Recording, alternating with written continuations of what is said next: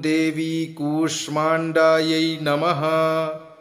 सुरसम्पूर्णकलशं रुधिराप्लुतमेव च दधाना हस्तपद्माभ्यां कूष्माण्डा शुभदास्तु मे।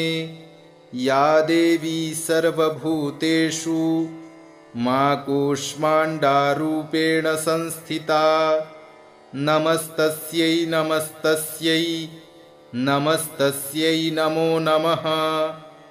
वन्दे वाञ्छितकामार्थे चन्द्रार्धकृतशेखरां सिंहारूढा अष्टभुजा कूष्माण्डा यशस्विनीं भास्वरभानुनिभाम् अनाहतिस्थितां चतुर्थदुर्गां त्रिनेत्रां कमण्डलुचापबाणपद्मसुधाकलश चक्रगदाजपवटीधरां पटाम्बरपरिधानां कमनीयां मृदुहास्या नानालङ्कारभूषितां मञ्जीरहारकेयूरकिङ्किणी रत्नकुण्डलमण्डितां प्रफुल्लवदनां चारुचिबुकां कान्त कपोलां तुगं कुचां कोमलाङ्गीं स्मेरमुखी श्रीकटिं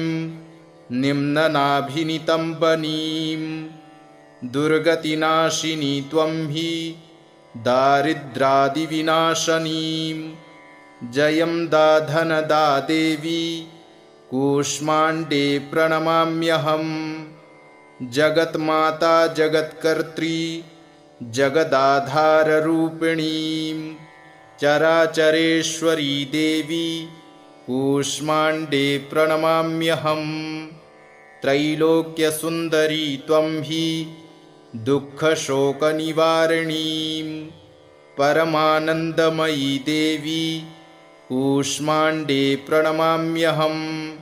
हंसरैमे शिरः पातु कूष्माण्डे भवनाशिनीं हसलकरीं नेत्रे च हसरौश्च ललाटकं कौमारी पातु सर्वगात्रे वाराही उत्तरे तथा पूर्वे पातु वैष्णवी इन्द्राणी दक्षिणे मम दिग्विदिक्षु सर्वत्रैव कुम्बीजं सर्वदावतु।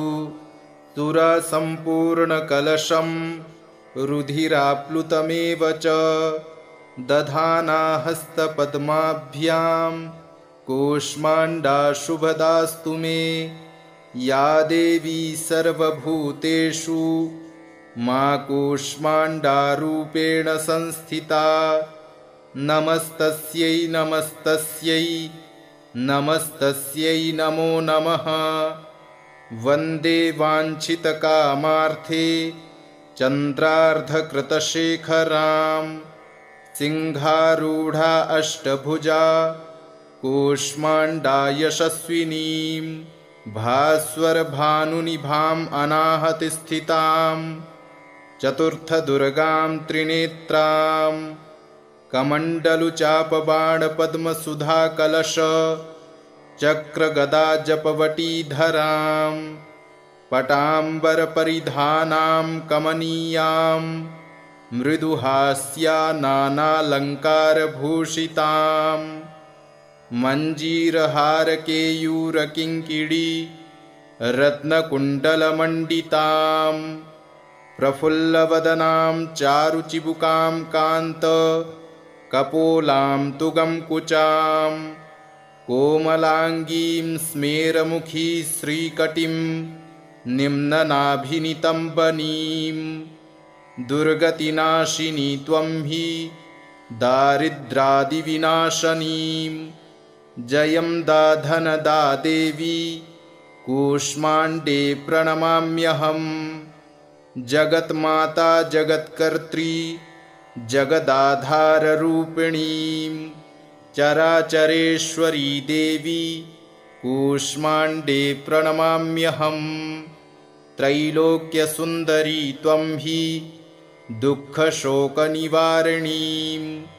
परमानन्दमयी देवी कूष्माण्डे प्रणमाम्यहं हंसरै मे शिरः पातु कूष्माण्डे भवनाशिनीं हसलकरीं नेत्रे च हसरौश्च ललाटकं कौमारी पातु सर्वगात्रे वाराही उत्तरे तथा पूर्वे पातु वैष्णवी इन्द्राणी दक्षिणे मम दिग्विदिक्षु सर्वत्रैव कुम्बीजं सर्वदावतु सुरसम्पूर्णकलशं रुधिराप्लुतमेव च दधाना हस्तपद्माभ्यां कूष्माण्डा शुभदास्तु मे या देवी सर्वभूतेषु मा कूष्माण्डारूपेण संस्थिता